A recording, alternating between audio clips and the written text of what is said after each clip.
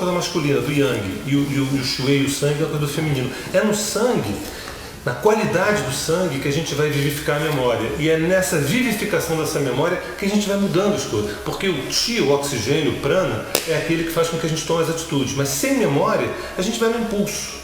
É como se fosse uma coragem movida a impulso, mas não recordação. Todo o nosso tema fala de recordação, de recordação. E as mulheres tendem a ser mais capazes do que os homens para recordar.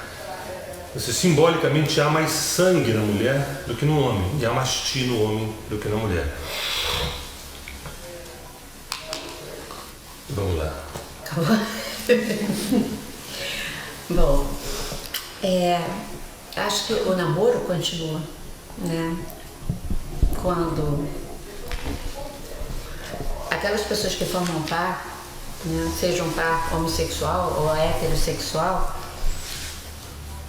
amante, o amante e a amante, o marido e a esposa, enfim, todos aqueles que compõem os personagens que cada um é, né, porque nós temos vários personagens, né?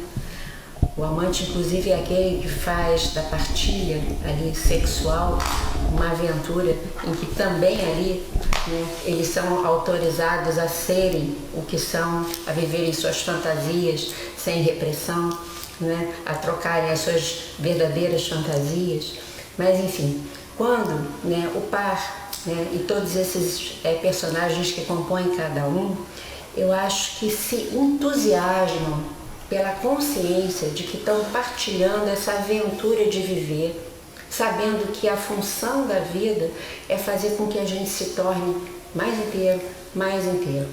Quando a gente sabe que o outro, através das horas que a gente vive de alegria, né, mas também das horas às vezes doloridas. Anteontem, eu estava vendo um programa, a gente estava vendo um programa lá de Minas, de uma festa de congado, e depois foi seguida de mulheres trabalhando, fazendo tapioca. E aí uma delas cantava uma música que ela gostava muito, que só dizia uma coisa: o amor dói. E era muito linda, uma mulher já de uma certa idade, cheia de vitalidade, cantando aquilo. E claro, né, a relação de intimidade é essa provocadora, né, dos nossos confrontos.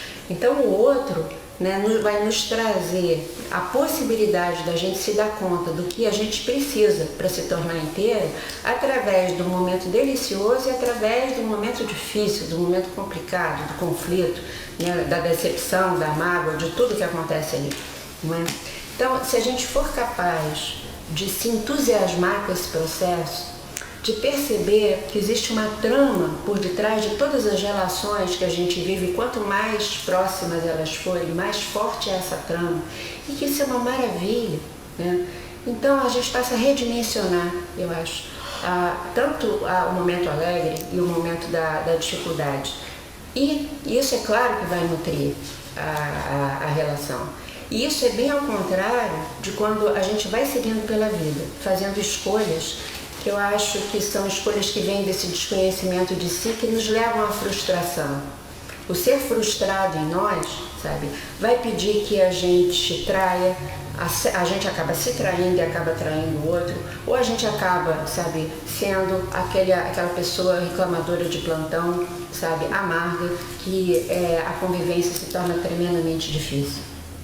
Então, o namoro continua quando a gente consegue perceber que o estar aqui talvez tenha como fundamento principal, né, da vida, fazer com que a gente se torne mais e mais a gente mesmo, mais inteiro.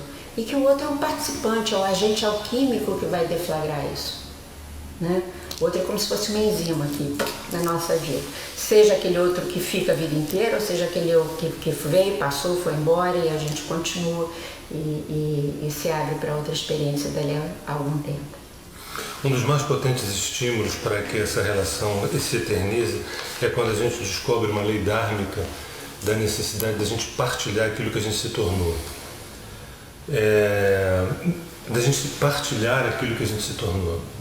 Isso eu posso também resumir com uma palavra educadora, educação. É um ato natural de generosidade, é um ato natural da lei, é um ato natural da vida. É assim que os rios funcionam, assim que os pássaros funcionam, as árvores funcionam, assim que a natureza funciona. Mas nem sempre é assim que nós humanos funcionamos, porque às vezes é muito ruim ser alugado por alguém que está com problemas, já bastam os meus, e ainda tem que ouvir o problema dos outros, mal dou conta dos meus, essa coisa toda. Tem um momento da relação que a gente está tão saciado de eus descobertos, de potências reveladas, que a gente tem não necessariamente que abrir um curso e colocar no YouTube, mas perceber que o nosso exemplo, o exemplo é uma fonte pedagógica, ou seja, compartilhar aquilo que eu me tornei. Isso parece óbvio, isso parece bonito, mas não é bem isso. Às vezes a gente confunde isso com doutrinar, né? Como eu gostaria de levar o meu amigo para a minha religião, como eu gostaria de fazer que ele seguisse o meu caminho. Na verdade, é como eu gostaria de compartilhar aquilo que eu me tornei, né? Isso é mais do que eu gostaria. Sem essa experiência, não vejo condições de uma relação plena.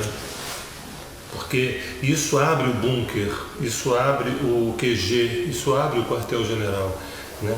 Quer dizer, muitas pessoas constroem uma relação para ter uma velhice tranquila, muito tranquila, né? Quando na verdade, nesse momento, a velhice mais tranquila é aquela da partilha daquilo que eu me tornei. Existe ainda, eu acho que a pessoa religiosa que busca a eterna proteção no Pai, em vez de se fazer homem, em vez de se fazer mulher. Claro que se fazer homem e se fazer mulher, eu acho que são aquelas pessoas que se responsabilizam pela construção da própria vida.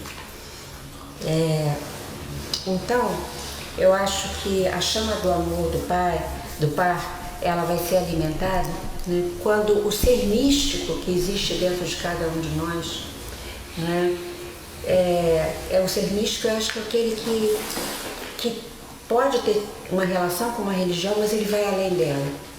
Eu acho que é aquele que tem uma relação com o sagrado da vida através de uma experiência pessoal. Não através, vamos dizer assim, de dogmas ou de coisas impostas, mas através da sua experiência pessoal. E que ele tem essa relação com Deus, com o pleroma, com o grande mistério, qualquer nome que a gente dê.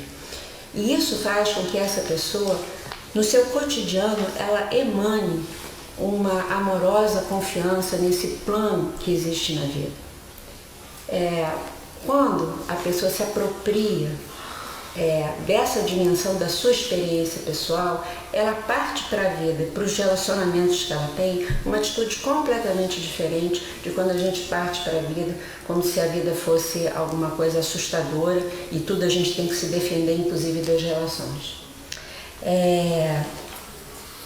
Eu acho que a gente queria falar da passagem entre aquela pessoa que se considera um fiel e que por isso escolhe e se acomoda na vivência de um determinado mundo, para a condição de sacerdote ou de sacerdotisa que todos nós temos. Todos nós somos sacerdotes e sacerdotisas dentro desse mundo, desse universo. Só que a gente não se apropria disso. E o sacerdote, a sacerdotisa em nós é aquele que une os mundos todos. E essa experiência é uma experiência pessoal, particular, que não costuma ser nem um pouco estimulada culturalmente, mas que a gente então tem que reclamar no tal do PROCON interno de encontrar essa relação, né? Através de uma disponibilidade, de um desejo de encontrar e despertar em nós esse sacerdote, essa sacerdotisa, que une, né, tudo dentro da gente e fora também. É claro que eu acho que né, essa experiência em si já nos faz casados com a gente mesmo, já nos faz mais inteiros, e isso faz com que a gente possa estar atraindo relações de maior interesse. Isso fala